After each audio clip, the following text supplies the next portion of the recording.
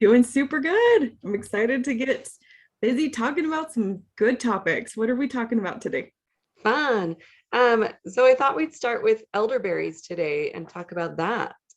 Okay. Elderberries are such a fun topic to discuss. If you guys don't know what elderberries are, just do a quick little Google search right now as you're listening.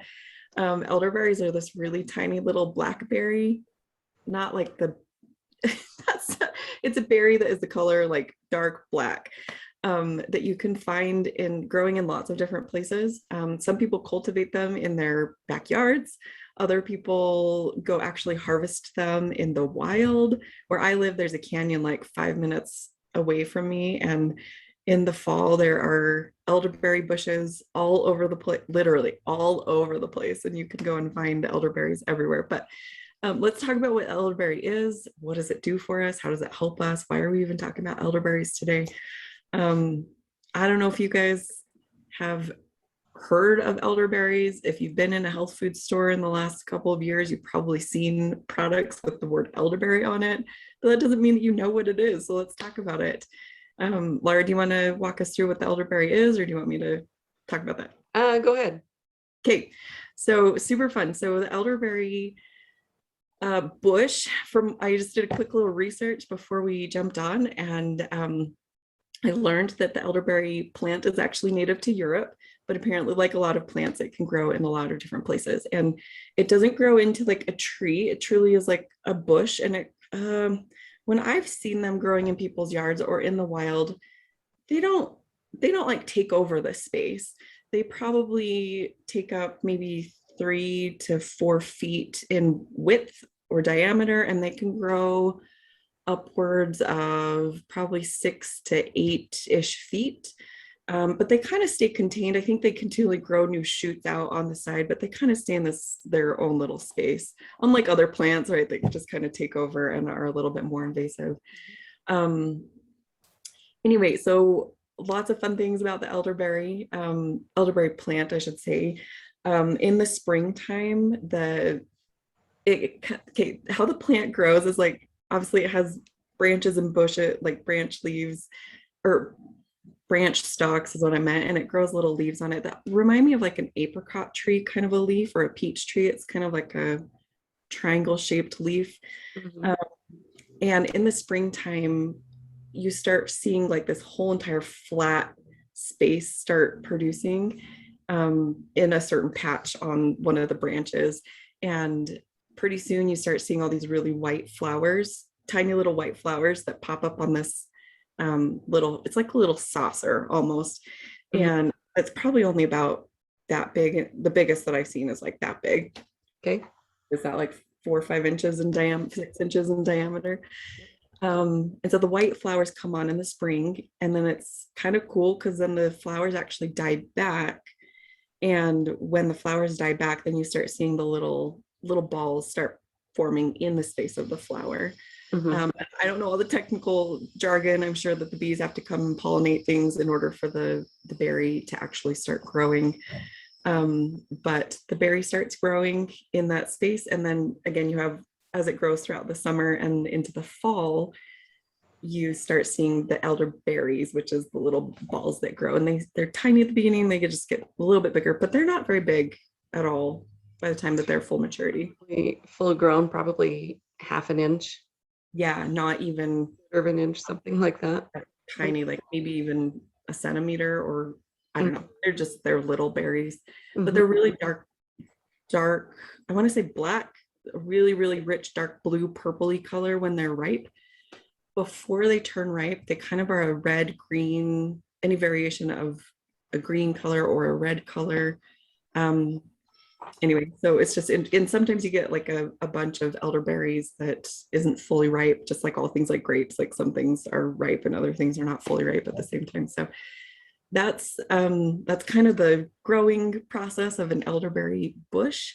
And the cool thing, you can use different parts of the plant in different medicinal ways, which I think is what we're gonna dive into a little bit more today. Nice. Because back to the health food store, right? It's like, why are people putting all these packages out with elderberry stuff in it? So So that's a good point. I mean, like you go to the health food store, or any store really, and you go down the aisleway of the medication, and you're going to see elderberry cough drops, elderberry cough syrup, elderberry, you know, all sorts of things, all sorts of products that have elderberries in them. Absolutely. They're expensive, right? Yes. Sure, they work and they support your body, but man, Right. you're going to pay $15 to $20 per. Yeah. Exactly. Right. Exactly. And so I feel so blessed because I think the last few years, as I've been learning a lot more about herbs and natural remedies and things, like I've just been surrounded by people that talk about elderberries and from like harvesting them from their backyards or from the wild or wherever, and then what to do with them. Yeah. And And the only yeah, thing I've been exposed to. buying things at the store is Yeah. a bad thing, right? No, Because right. and really, if I was traveling and in a pinch, I would totally buy those products, you know. Absolutely.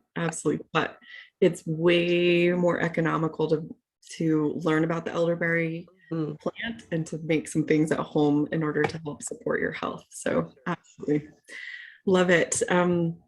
Yeah, so there's lots of like all things with herbs and natural remedies and things. There's not I don't want to say conflicting information out there, but they're not like definitive answers, right? Of like for sure this thing impacts this in the body, right? And so we're not claiming anything here. So make sure that you're taking personal responsibility for your health.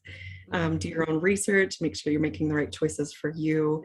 And really, we're just pulling this information from what we have learned ourselves online and different Google searches. So research it, do what feels best for you. Absolutely.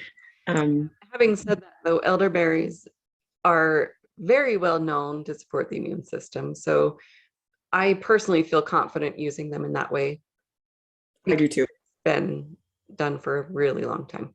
Yeah. I do too.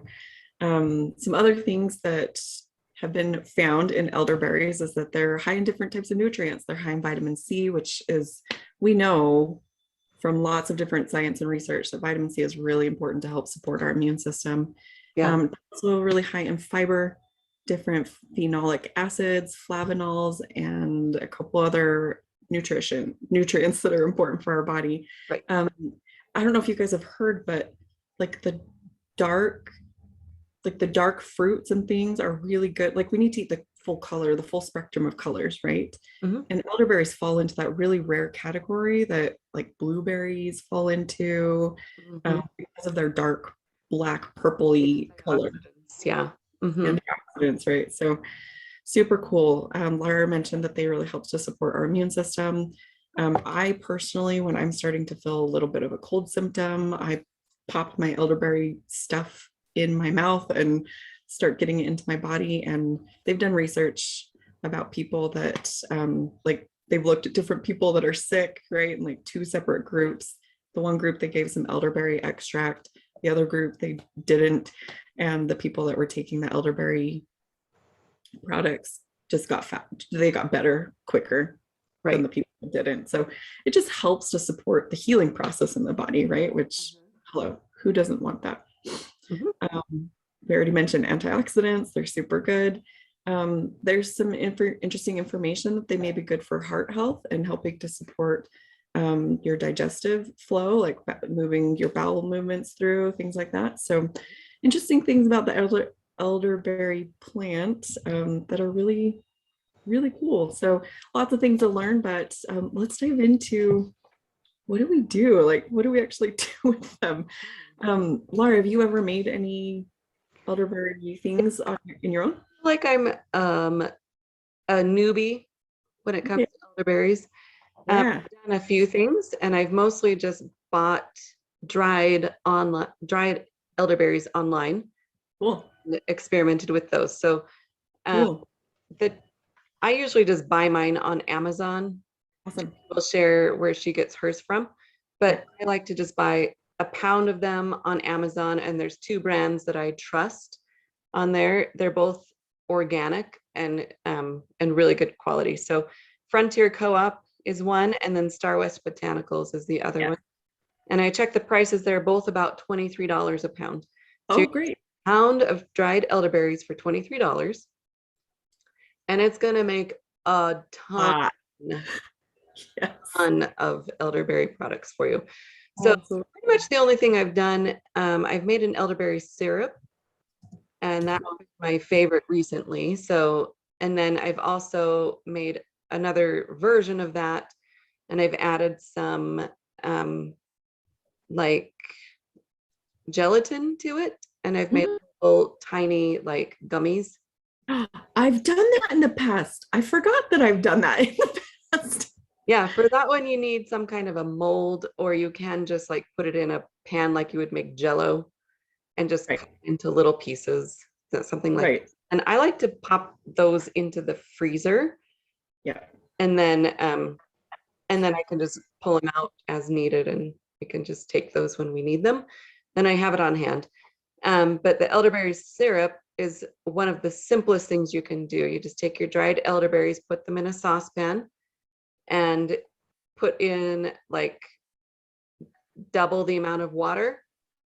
So whatever amount you put in for elderberries, you're going to double your water amount.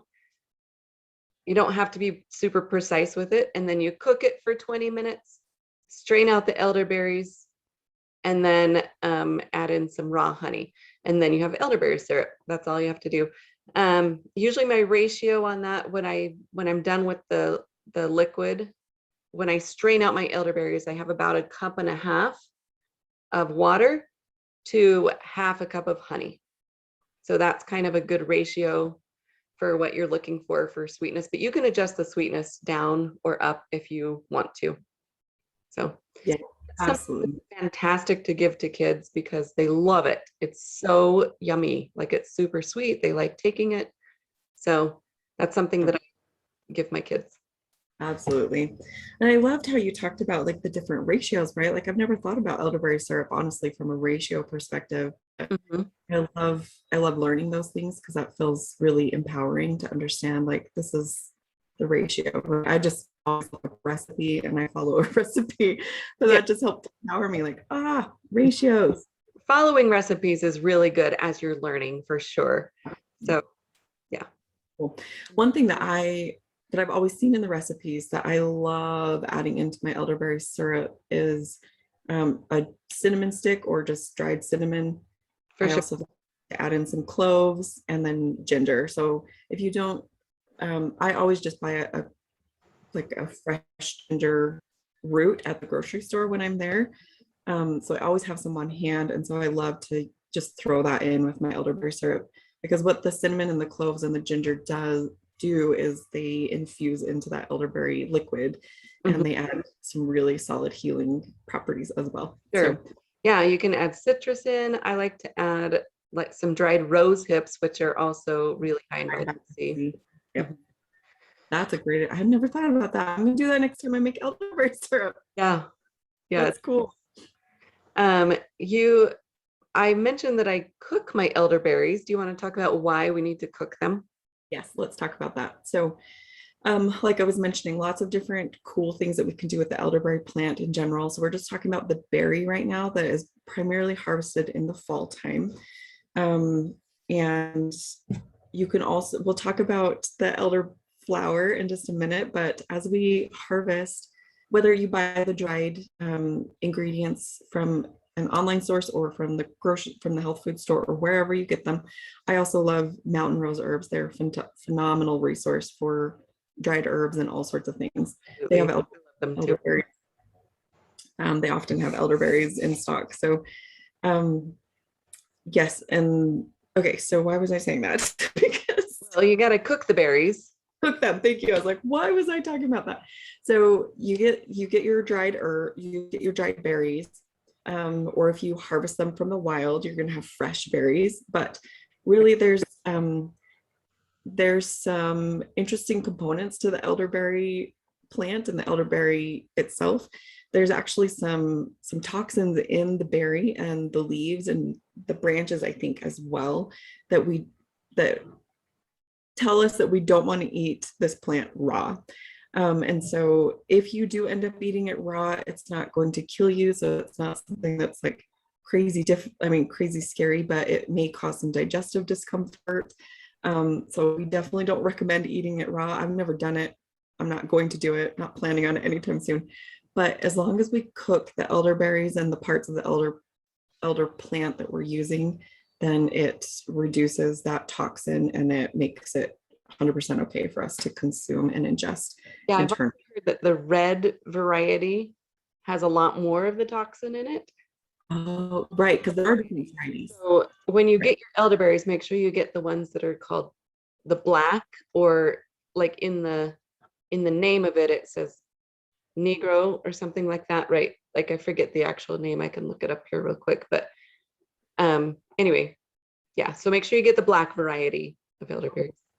Cool. I hadn't even thought about that. So yeah, that's a really good consideration. Sambuca So, nigra is what it's called.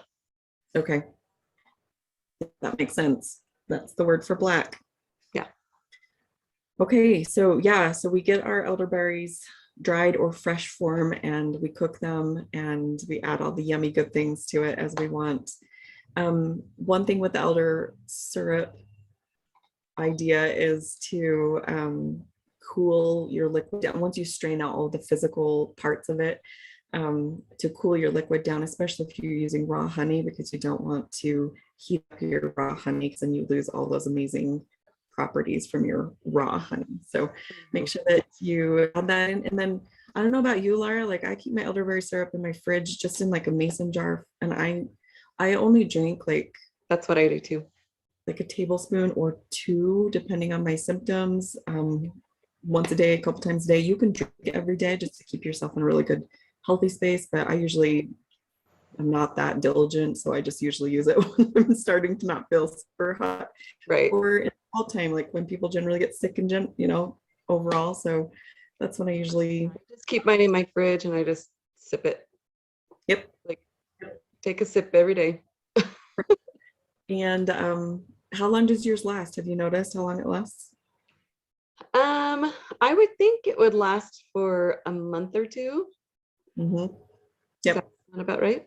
Yeah, that's usually about how long mine lasts, which sounds really weird and crazy, right? But it does. I've had some elderberry syrup in the fridge that I forgot about, and it was probably about 3-ish, maybe more months that it started growing some mold on the top, and I was like, oh, it's time to throw you away. So It pretty well. So yeah, absolutely. So yeah, and I loved your idea of doing the gummies. I'd forgotten about that. That's such a fun idea to give to your kids, to make it just a fun little. just take unflavored gelatin and you just follow the directions on that package.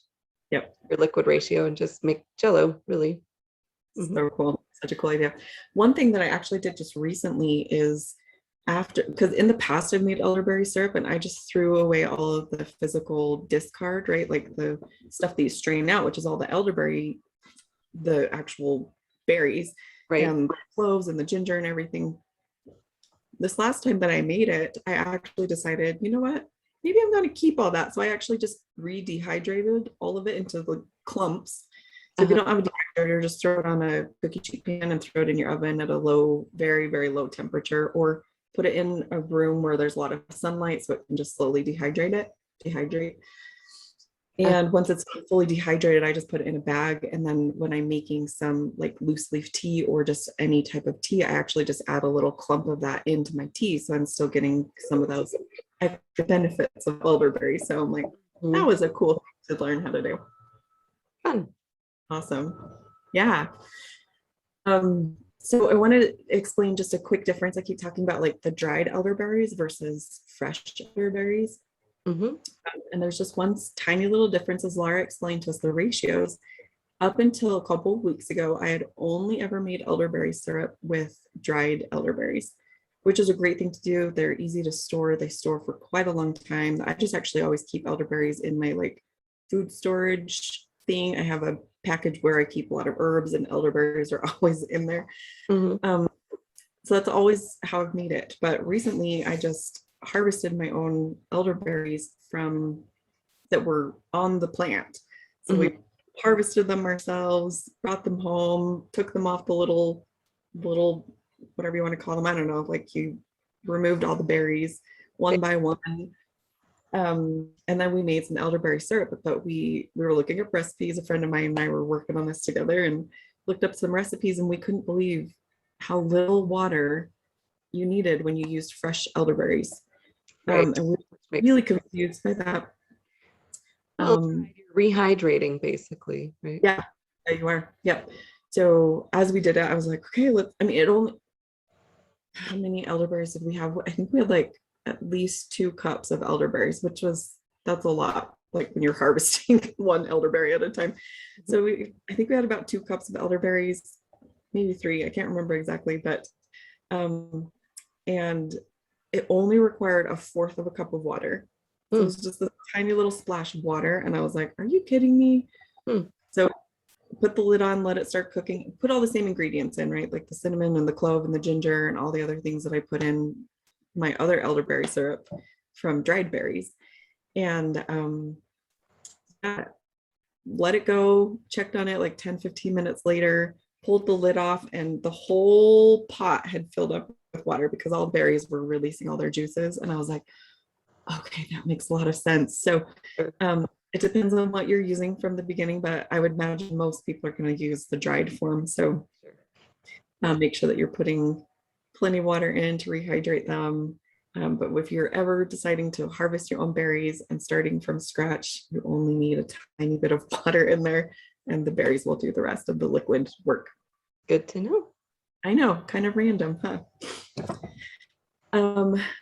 One other fun thing that I wanted to share with you guys about elderberries is like the elderflower part. I want to tell you a quick little story of an experience that I had a couple of years ago with learning about the elderflower. So I went up to like an herb making class with a lady here in my local area. She's really knowledgeable about herbs and things, and so she was hosting these herb classes. And I said, yeah, I definitely want to go to that. Can't remember what it was called or whatever, but I just wanted to show up. And so we went, and she taught us how to make a tincture that specifically is to help when you are starting to have cold symptoms, cold or flu. I mean, not flu, but just like when you're starting to get that gunky stuff up here, just head colds, things like that. I had learned about tinctures in the past. And if you don't know what a tincture is, in a nutshell, what we do with herbs is we put them in some form of a liquid that actually helps to extract all their medicinal properties.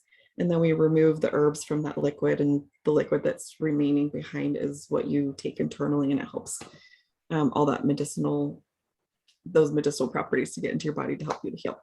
A lot of times tinctures are alcohol based, so you can use vodka, rum, all sorts of things. You soak your herbs in that alcohol, and then you consume that herb infused alcohol at the end, and that's basically what a tincture is. But that's one tincture. But you can also make tinctures out of vegetable glycerin, which I didn't know anything about until I went to this class.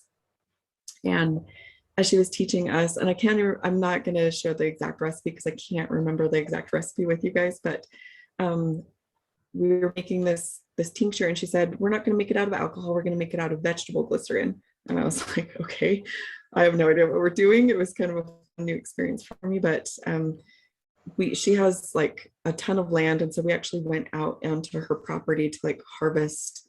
It was in the springtime, so we went to her elderberry bushes and we harvested all the elder flowers in the springtime that were the white flowers, and we brought them in, and she had already had some dried peppermint leaves, probably from her property as well. And I think we used one other herbal ingredient, which I cannot remember. So I told you I'm not going to have the exact recipe for you. And she showed us the ratios and things, and we dumped the elderflowers, the peppermint, and the other herb that we used into this big pot with the vegetable glycerin. She measured it all out, and then we just let it cook on the stove, I think for just an hour. It was pretty quick, and then we strained it out, and the liquid that was left behind, which is the tincture, is what we put into these little glass bottles, and she sent us home with that. And I've been using that for the last year and a half for any time that I have gotten sick. And I just think that's a really cool part to understand, like more understanding around the elderberry plant and what we can do with it in different parts and how it can help us. So it wasn't elderberry specific, it was elderflower specific. So it's kind of cool. Yeah, different parts of the plant have different properties. So that's awesome. Absolutely. So anyway, I think that's what I have for you. And Laura, I know you just said that you have you done anything with like vegetable glycerin in the past, or have you made tinctures, or have you done anything like that? Again, it's something I'm just starting to learn about, but I think vegetable glycerin is one of my new favorites because then I don't have to use the alcohol version and I can give it to my kids. So that's Absolutely. when you're making it's called a glycerite when you use a vegetable glycerin. Cool. It's sweet It is sweet. and kids take it more readily Yeah. and it extracts the properties. So that's kind of going to be my game plan is to make Cool. glycerin with herbs. So I love that. I love that. Okay, so awesome. What a fun chat. So let's go ahead and just start wrapping this up. And I love the idea, right, of all these cool things that we've talked about, but just want to empower you guys to think about this and help you to feel like you can do this at home. It's super simple. mhm. And just want to remind you, like we talked about going to the health food store, right? You can definitely go to the health food store and buy some elderberry products of any variety. Mhm. Um, Spend anywhere between 10 and 20 bucks per item. So Mhm. you could do that, spend $20 on a bottle that will last you for a couple weeks maybe. Or like Laura mentioned, she found a pound of elderberries on Amazon or another place you can find them for $20 to $25. And depending on how much you need, how much you're making at the time, you could probably make at least 20 batches of elderberry syrup with that same amount of $20, right? Um, Maybe a little bit more. There's other ingredients, cinnamon and honey and ginger, but those are pretty minimal. So it's Yeah, totally up to you with how you want to empower and help your health and your family's health. But we definitely encourage you to do it yourself and get some dried elderberries and try it and see how it goes for you. for sure. Yeah. It's a lot cheaper to make it on your own, really, per batch. And we'll post a link to a recipe that you can use to make your own elderberry syrup at home. Try that out. And we'd love to know what you think about it. Like, let us know if you try it. And if you use elderberries, we'd love to hear about that too. So you can post in the comments or the chats, or you can also join us in our Facebook group where we have lots of conversations about all sorts of self-sufficient topics there. So you can join us over there and we'll post a link on how you can find that Facebook group as well.